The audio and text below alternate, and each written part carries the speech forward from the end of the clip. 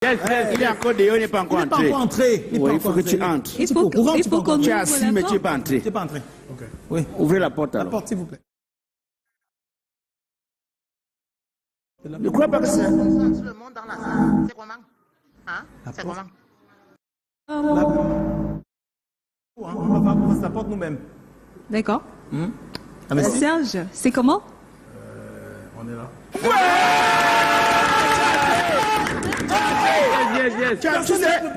Laisse-moi souhaiter la bienvenue à Serge. Oui. Serge, tu sais, il y a la différence entre un diasporien et un diaspora. Un diasporien et un diaspora. Un diasporien, souvent, il n'apporte rien. Un diaspora, c'est quelqu'un de rare. Vous savez que les personnes rares sont spéciales. Donc, tu es un gars de la diaspora. Merci beaucoup. Pas diasporien. Merci. Compte tenu du combat que tu mènes. Merci Parce beaucoup. que l'immigration responsable que tu entends là, c'est comme un jeu. Mais moi, je fais partie des gens qui ne pleurent pas facilement. Mais les seules fois où j'ai coulé les larmes, c'est quand je vois des frères mourir au désert. Ça veut dire que s'il fallait faire quelque chose pour éviter ça, je le ferais. Mais il y a beaucoup d'autres combats que moi aussi je mène. Mais voir quelqu'un qui mène ce combat, moi, ça me touche. C'est pourquoi quand on a dit que tu venais, j'ai dit, je peux te garder quoi? Tu es aux États-Unis là-bas. Tu t'es battu. Tu as manqué quoi?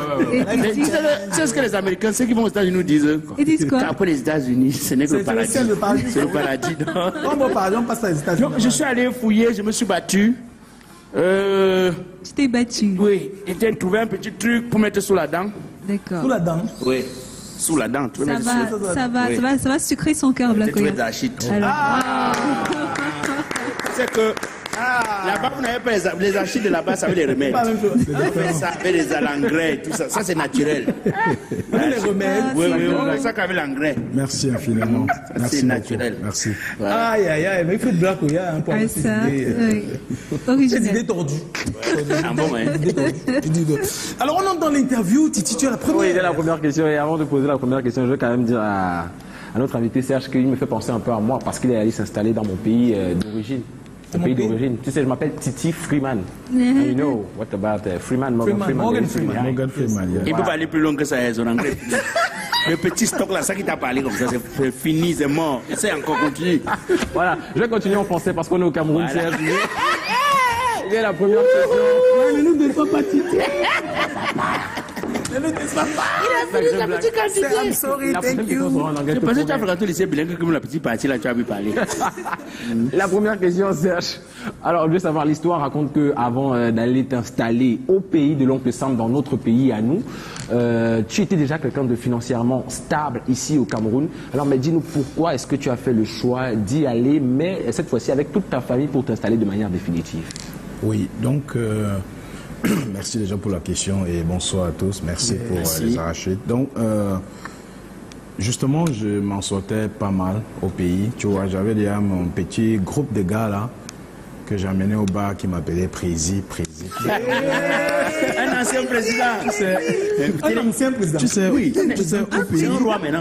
Tu sais, au pays, quand tu te bats au point où on t'appelle Prési, ça veut dire que tu as un peu. Non, tu t'es battu, oui. Oui, tu t'es battu. Donc, au bar là, tu peux déjà donner deux bières au gars là. Donc, j'avais même ma copine qui est mon épouse aujourd'hui. Je lui avais acheté un véhicule. Tu sors avec une fille au point où... Tu achètes la voiture. Tu lui achètes une voiture. Ça veut dire que tu t'en sors un peu. Tu es un gars gentil. Hein. Bon, donc je m'en sortais. Je menais ma petite vie tranquillement. Mais il y a toujours ce complexe là. Tu vois un peu. Surtout l'Amérique. Ouais. Si c'était l'Europe, je pouvais encore dire non. Mais on disait l'Amérique. Et tu sais, l'Amérique, à la télé, on nous montre... Hollywood, on nous montre New York. Statue de la liberté. Oui. La Maison Blanche. Yeah, on ne nous montre pas les pas les ghettos non plus. Non, on ne nous montre pas les ghettos. C'est quand tu arrives.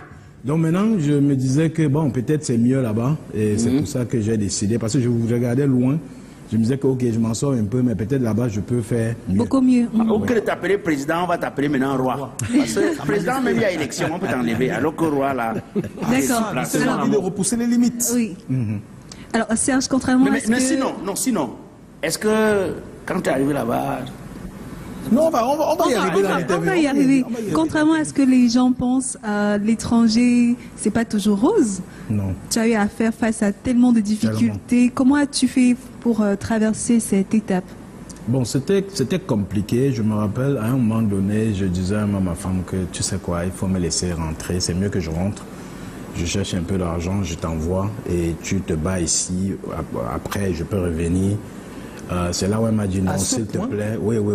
Alors qu'on parle des États-Unis? Oui, on parle des États-Unis. Alors que elle m'a dit que non, si tu pars, c'est pour me tuer une fois. Restons là, serrons les coudes, quelle que soit la façon. Parce que quand tu quittes du Cameroun, que tu ne fais rien au Cameroun, c'est pas trop compliqué parce que tu es à la maison, tu ne fais rien, mais tu étais d'abord dans cette même situation. Mais étant quelqu'un qu'en bon pays, au bas, on appelle déjà prési, et puis arriver, s'asseoir à la maison comme ça, à ne rien faire, être complètement illégal, même pas un permis de travail, psychologiquement, c'est énorme. Dès que tu entends de la police, tu fuis. Alors, et justement, quand tu es dans la voiture, dès qu'ils voient, ils se disent que oh, la police. Oui. Et sûrement, les gens s'écarquillent les yeux parce qu'il y a un gars illégal qui est assis dans la voiture. C'est ça, ouais. Donc, ta première difficulté, c'était de ne pas avoir le permis de travail. Il y en a eu d'autres, forcément, qui ont suivi? Oui, il y en a eu d'autres. Déjà, vivre en famille aussi, c'est pas évident. Tu vois, il y a les jours, on ouvre le frigo, on te dit que mais le jus qu'on a acheté hier là est déjà fini. C'est pas même, c'est un truc qui a bu la nuit. Tu as l'impression que c'est à toi qu'on s'agresse. Tu passes le temps à la maison, la journée à boire les jus. Donc, je ne vais que citer quelques trucs comme ça. Il y a aussi la langue. Tu vois, je suis arrivé, je vais à un McDo. Il y a le menu là, je dis numéro 1, number 1. Ils me disent que American cheese, cheddar cheese. Je dis que j'ai dit number 1. Tu me poses des questions. On me dit non, il faut choisir. C'est large, c'est small. Ils ont des combos. Donc on commence à poser des questions. Tu ne comprends pas. Finalement, tu conduis, tu dis que bon, je suis en train de venir à la fenêtre parce que là on ne peut pas s'entendre. Tu arrives à la fenêtre, tu lui dis donne-moi ce que j'ai choisi numéro 1. On te dit non, il faut que tu choisisses parce que pour les Américains, il ne faut pas que tu viennes dire que on a mis le American cheese dans mon burger et ça m'a rendu malade parce que les gens portent plainte même quand le café chauffe. C'est si tu vois les gobelets là aux États-Unis, ça dit be careful, it's hot. Quelqu'un a porté plainte que le café l'a brûlé la bouche. Donc, ce qui fait qu'il faut que tu choisisses. Donc, c'était des difficultés, c'était compliqué, il fallait s'exprimer. Ouais. Mais comment tu as fait pour les traverser? Justement, c'est ça la question. Comment tu as fait pour traverser cette étape? Parce que j'imagine que même psychologiquement, c'est difficile. Non, c'est difficile. Bon, c'est qu'à un moment donné, tu te sens un peu piégé, tu vois un peu. Et quand tu te sens piégé, une fois... quand tu es dans l'eau, tu te sens piégé. Tout ce que tu as fait, c'est de sortir ton nez dans l'eau et de respirer. Et petit à petit, tu vois, après ça, 1 an à la maison, compliqué comme ça, les papiers sont venus, je pouvais travailler, j'ai commencé à travailler, j'ai déménagé. Et jusque-là, déménager, je portais les cartons et je me demandais que, mais en Bopi, j'ai payé les gars pour décharger les... Maintenant, c'est toi qui décharge. Conteneurs. Maintenant, c'est moi qui porte les cartons, je charge dans les conteneurs. Les muscles que vous voyez là, c'est pas les faits que j'ai portés. Tu imagines les petits qui t'appelaient président, tu dis que si moi ici, moi, je ne vais pas comprendre ce président qui est fini. Ça? Oui, mais ce qu'il dit par exemple au restaurant, tu sais que même ici, là, nos premiers fois au restaurant, on te met le menu, en bon écrit bon appétit, tu dis que c'est ça que je veux, non? Tu ne sais pas que bon appétit, ça veut dire qu'on vous souhaite seulement bon appétit. Bon appétit. Oui, mais à un moment donné, c'est-à-dire qu'une opportunité a carrément changé ta vie. Oui. De quoi s'agit-il? La technologie et l'informatique. Donc, un jour, on était à la maison en 2014. Et il y a le petit frère de ma femme qui est venu visiter à la maison. Et ma femme lui demandait donc comment va ton ami Ngang? Et c'est là où il dit que non, Ngang, c'est un patron maintenant. Bon. À l'époque, j'étais déjà en train de regarder si je peux faire une formation universitaire pour changer ma situation de porter les cartons. Je suis allé sur le Bureau of Labor website, c'est un site aux États-Unis où le gouvernement vous dit les formations que vous pouvez faire et les salaires. Donc maintenant, quand j'ai regardé, j'ai vu là-bas, les boulots étaient dans les 50 000 $ l'année, 60 000 $ l'année, au trop 70 000 $ l'année. Donc le gars vient donc à la maison après quelques temps et quand on parle, il dit que non, il est un patron maintenant, il fabrique 110 000 $ l'année. Donc 110 000 $, c'est presque le double de ce que je voyais que le gouvernement propose. J'étais en train de boire l'eau là, j'ai étouffé. J'ai dit que, mais tu as dit combien? 110 000 $. Il dit 110 000 $ l'année. J'ai dit, tu dis 0, virgule là et 3 0. Il me dit oui. Donc j'ai donc pris le numéro Il riait même, il me disait que c'est à 4h d'ici, tu vas faire comment? Il dit que même si c'est à 20h. D'ici, je vais conduire. Donc j'ai appelé le gars, il ne décroche pas, j'appelle, il ne décroche pas. Après, finalement, il a décroché, on a causé, il m'a donné des informations, j'ai conduit là-bas 4h. J'arrive, je lui dis que depuis qu'on a causé, je n'arrive plus à t'avoir, je veux connaître les conditions. Il me dit la session commence ce matin. Je dis que je suis prêt, je veux fréquenter. Je m'en foutais parce qu'il y a des gens qui m'appellent aujourd'hui, ils disent que est-ce qu'il y a les maths, est-ce qu'il y a les statistiques. Je m'en foutais carrément. J'étais prêt à me lancer. Il me regarde, il me dit que tu sors d'aujourd'hui, je sors de Pennsylvanie, j'ai conduit 4 heures pour arriver ici. Il me dit, tu as conduit 4 heures pour venir ici? J'ai dit oui. Il me dit, va t'asseoir en classe. Donc quand j'entrais au couloir là, pour aller m'asseoir en classe, j'avais l'impression d'entrer au paradis. Tu vois ta nouvelle vie. Wow. Ouais. Comment ça, le paradis? Tu pensais déjà aux opportunités que je pensais déjà comment ma vie a changé sans même commencer le premier jour de cours. Donc j'étais assis là, tout le monde avait l'ordinateur, je n'avais rien. Ouais. C'est le gars lui-même qui me donne un bout de papier avec un stylo pour commencer à prendre les cours. Et voilà comment je commence les cours. Et 8 mois après, je trouve au travail à $117 000 à la Banque d'Amérique. $117 000 l'année. $117 000 l'année. Et au magasin, je faisais 30 000 l'année. Je me retrouve à 117 000 l'année. 117 000. Donc c'est un changement brutal qu'il fallait même s'habituer à ça. Oui, parce que ça peut être un la fou, mentalité était encore la mentalité du magasin. Oui. Alors que je portais les chemises enfilées. Mais Joe, tu sais ce que l'argent fait à l'homme? Moi, j'ai eu 300 000 la première fois, j'ai compté, ça m'a donné 1 million. J'ai compté pour la deuxième fois, ça m'a donné 1 200 000. Joe, j'ai dû mettre un billet. C'était 300 000. C'était 300 000. Ça me donne 1 million. Je compte, ça me donne 1 200 000. Je compte, ça me donne 700 000. Tu comptais autant pourquoi? Non, en fait, je compte, je ne comprends pas. J'étais obligé de mettre un billet, 2 billets, 3 billets pour avoir les 300 000. Ouais, c'est comme ça. Quand c'est costaud, comparé à ce que tu as eu à avoir, je me disais même qu'ils ne vont pas me payer. Donc je ne m'attendais pas à être payé. Je me disais que non, ils ont fait une erreur. C'est sûr que demain, là, quand je vois le manager venir, je me disais qu'il va... C'était une erreur, hein? C'était Serge, peut-être Serge Smith, hein, quand je n'étais pas Serge Kamgan, ouais. Alors que c'était bien toi? Ouais, c'était bien moi. Après, on m'a payé. C'est là où j'ai constaté que c'était la réalité. C'était vrai. Mais au-delà d'être quelqu'un qui travaille pour gagner ta vie, gagner sa vie, entre-temps, tu es devenu un Tu sais, il n'est même plus à 117 000. Oui, ça c'est même 3 fois. Tu as plutôt choisi maintenant de t'orienter vers le partage de savoir et d'expérience. Déjà par le partage de savoir, parce que ce que tu as appris, tu l'enseignes désormais. Tu as lancé des formations en ligne. Oui. Donc, justement, quand j'ai commencé à travailler, j'ai donc constaté que, oh là là, mais dis donc, on n'a pas besoin d'aller à l'université, on n'a pas besoin de faire 5 ans à l'université, parce que l'école coûte extrêmement cher aux États-Unis. Justement, la formation a duré combien de temps? J'ai fait 8 mois avec le gars, mais pour ce que je fais maintenant, là, c'est 6 mois. Je fais des formations de 6 mois. Donc, je me suis dit que donc, on n'a pas besoin d'aller à l'université, on n'a pas besoin de prendre les crédits scolaires, parce qu'aux États-Unis, l'école coûte extrêmement cher. C'est-à-dire une année scolaire, par exemple, le petit de ma femme qui est un chirurgien des genoux, il est à près de $200 000 de dette qu'il faut payer. Donc maintenant, tu n'as pas besoin d'aller prendre tout ce parcours-là. Tu peux venir chez moi là, 6 mois, on te prépare là bien, on te concorde bien. Oui. Et puis tu te retrouves dans un bureau. Et j'ai pu faire ça pour des milliers, des Camerounais, des Nigériens, Kenya, Rwandais. Ils sont pleins aux États-Unis, plein. Que j'ai changé leur vie. Tu es ici. Fais la formation là. Fais la formation là. Serge, au moins, ça va t'éviter le problème avec ton bailleur. Ton vécu aux États-Unis t'a donc inspiré un noble combat, hein, celui de militer pour une immigration responsable, tu le dis. Qu'est-ce que tu entends déjà par immigration responsable et comment est-ce qu'on peut faire? Oui, donc d'abord, je ne crois pas que je suis un expert en immigration, mais ce que je peux apporter, c'est une petite contribution.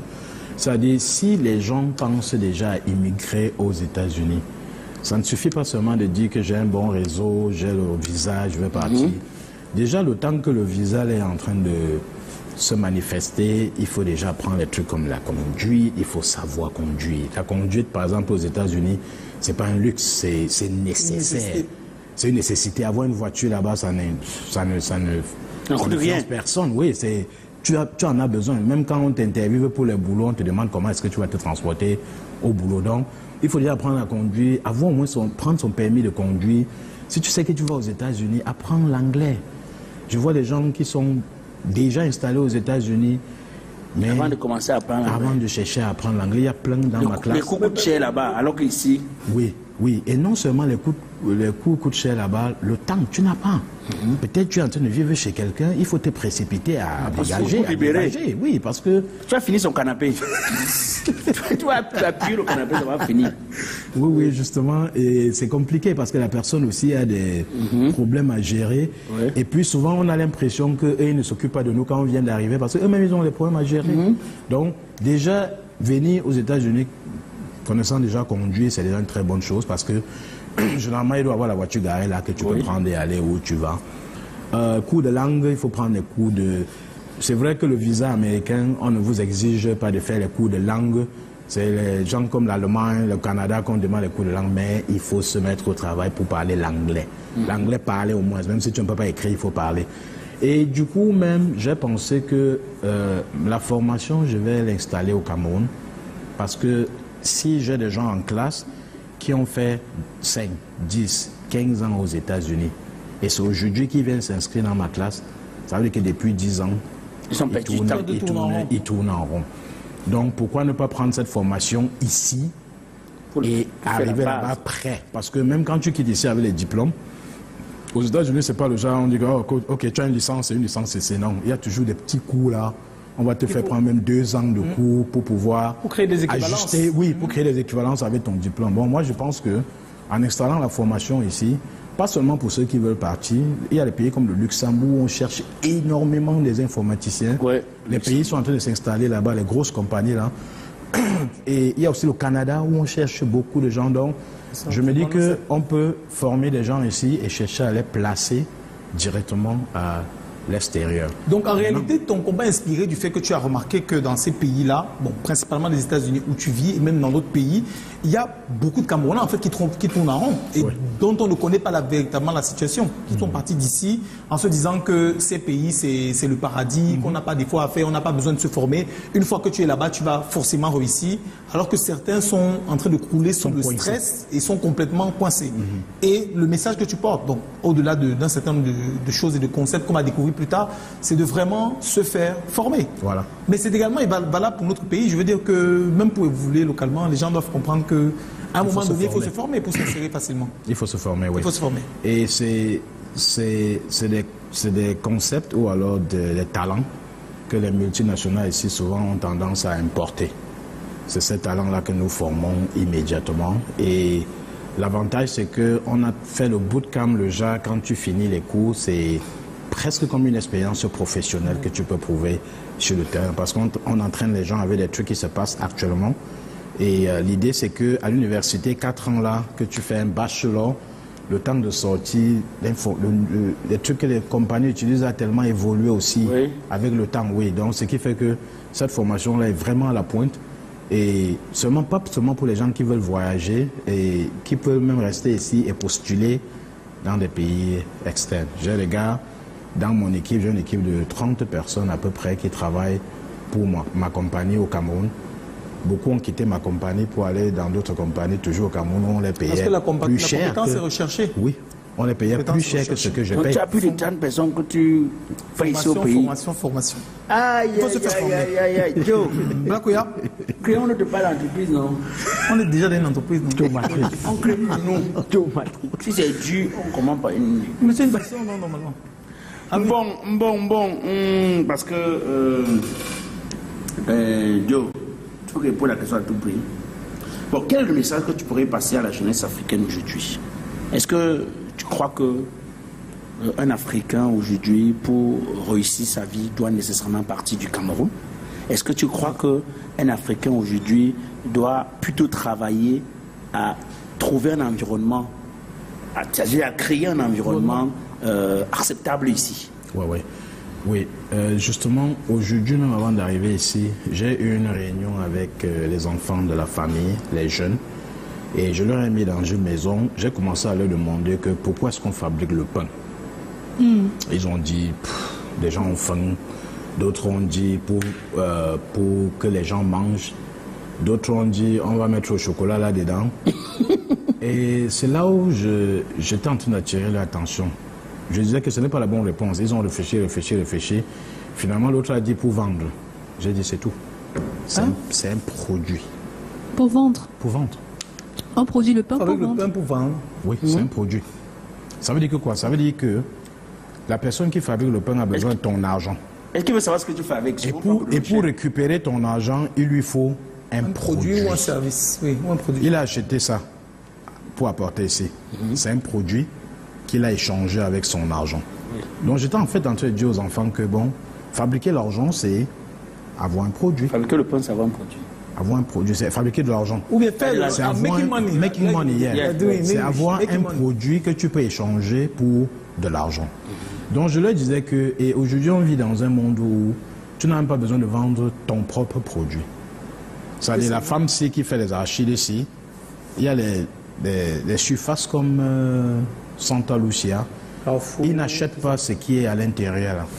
Les gens viennent déposer et ils viennent seulement compter combien a été vendu et récupèrent l'argent. Donc si tu vois la femme qui fait ça au quartier, tu arranges bien avec elle, tu dis tu peux me produire combien de bouteilles par semaine? Est-ce que tu peux me produire 100 bouteilles par semaine? Tu prends ça, tu peux déposer juste dans les rayons de... Ou alors tu changes un peu le packaging pour que ce soit un peu plus attrayant. Ah oui, il y a des gens qui font ça. Tu mets seulement là-bas, c'est pas toi qui fais les archives, tu as juste les commissions. Je suis d'accord avec toi. Donc maintenant, ce que je veux que les Africains essayent de faire, c'est de comprendre que ici, surtout en Afrique, nous qui sommes partis et qui sommes là-bas depuis longtemps, je fais 3-4 voyages au pays. Pourquoi? Parce qu'on est en train de penser à revenir s'installer. Parce qu'on voit que de l'autre côté, c'est comme si tout a été créé, mon frère. Tu ne crées plus beaucoup de choses. rien. On ne crée plus rien là-bas. Alors qu'il y a encore beaucoup à créer ici. Par exemple, si je disais à la maison, aux enfants encore aujourd'hui, que allez sur YouTube, vous pouvez voir comment fabriquer le savon en liquide. Il y a tout sur YouTube. Vous pouvez voir comment fabriquer, je ne sais pas moi, n'importe quoi. Essayez avec un petit commerce et essayez de voir comment vous pouvez scale le commerce. Par exemple, oui. Par exemple, je leur dis que bon, voilà, quand j'arrive au Cameroun, je suis par exemple dans les hôtels. Je peux prendre le numéro du DG, je lui dis que j'ai mon petit là qui fait les poulets. Il va livrer les poulets ici désormais. Même si vous ne faites pas le poulet, allez connecter avec les fermiers, vous devenez le middleman. Le middleman, c'est quoi? Tu prends le poulet, tu nettoies ici et tu livres à l'hôtel. Ce qui est sûr, tu vas avoir des petites commissions qui tombent. Je suis d'accord. Joe, moi j'ai un de mes amis à Yaoundé, je présume qu'il nous regarde. Il n'est pas couturier.